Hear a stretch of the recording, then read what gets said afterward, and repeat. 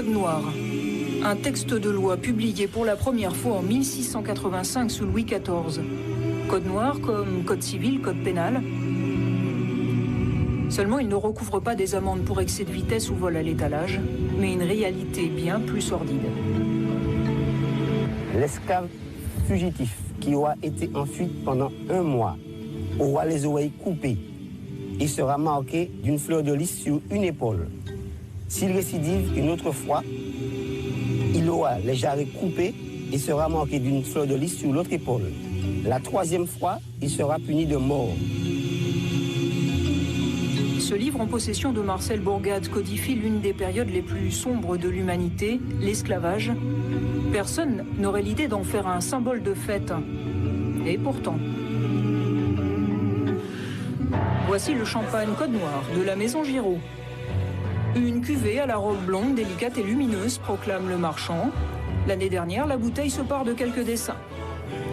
En France, l'association CM98 manifeste devant les locaux. En Martinique, le comité Devoir de mémoire proteste. En vain, la bouteille est toujours en vente, avec le même nom.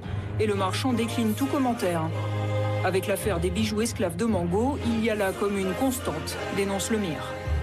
Donc ce sont des initiatives effectivement déplorables, commerciales, marchandes, avec des produits comme des parfums, des alcools, des bijoux, qui dérespectent en fait la mémoire des afro-descendants, la mémoire des ancêtres des afro-descendants. On fait apologie à un crime imprescriptible contre l'humanité.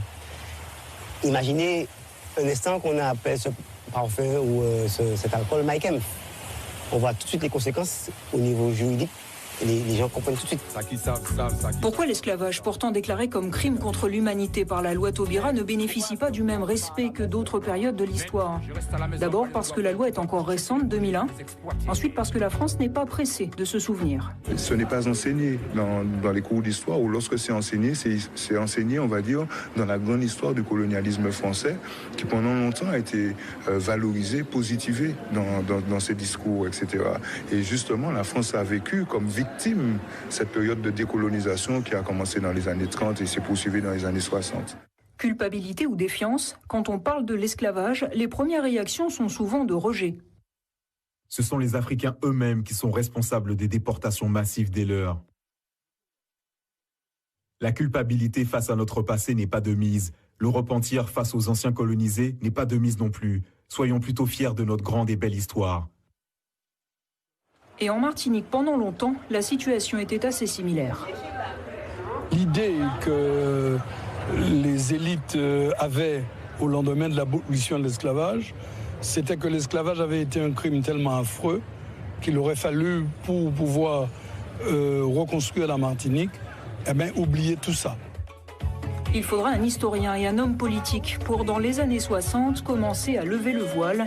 Il s'appelle Armand Nicolas. Armand Nicolas nous a appris que nous avions une histoire qui nous était propre. Il y a des brochures qu'il a écrites qui ont véritablement révélé des pans importants de notre histoire qui jusque-là étaient camouflés. Les syndicats et partis de gauche s'emparent ensuite du 22 mai. La date devient fériée en 1984. La polémique s'estompe, pas toujours l'oubli. Nous sommes ici à la Cour Périnon, nouveau lieu de shopping, mais qui en connaît l'histoire? Ici, ça a été ce qu'on appelait la place des 4 Noirs. C'est-à-dire le mot 4 Noirs signifie, c'est une pièce de monnaie. Mais en même temps, sous cette place des 4 Noirs, c'était souvent un marché d'esclaves. On venait vendre les esclaves une fois qu'ils avaient été rafraîchis à la pointe des nègres. Est-ce que vous savez ce qu'il y avait avant ici? Ici, là, il y avait, je ne sais pas exactement. Alors la réponse, c'est le marché aux esclaves. C'est ici qu'on vendait les esclaves. Oh, je ne le savais pas. Hein. Je ne savais jamais qu'on vendait les esclaves ici. Oh, le marché aux esclaves. Oh. C'est vrai, nous, Martiniquais, nous ne connaissons pas notre histoire. C'est triste pour nous. C'est ici qu'on vendait les esclaves. Ah bon? Ça refroidit quand même assez. Hein. J'avoue. Ouais. Ils ont pu mettre une petite plaque. Pas de plaque, pas de musée dédié. Les lieux d'une période de 200 ans souvent anonymes et les noms des héros presque tous inconnus. L'histoire de l'esclavage est déjà ancienne, mais sa mémoire commence tout juste à émerger.